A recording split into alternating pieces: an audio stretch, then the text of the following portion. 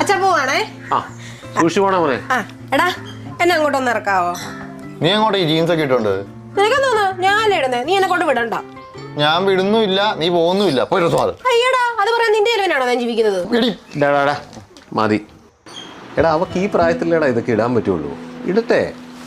നിനക്ക് അവളെ കൊണ്ടുവിടാൻ പറ്റുമെങ്കിൽ കൊണ്ടുവിട്, ഇല്ലേ ഞാൻ കൊണ്ടുവിട്ടോളാം എൻ്റെ കൊച്ചിനെ. ഇതാണ് എൻ്റെ അച്ഛനും അനിയനും. അനിയന്റെ സ്വഭാവം കണ്ട അച്ഛനാണെന്നും അച്ഛന്റെ സ്വഭാവം കണ്ട അനിയനാണെന്നും തോന്നും. നീ ആരോടെയാണ് ബൈക്കിൽ കയറി പോയത്? അതെന്റെ ഫ്രണ്ടാ.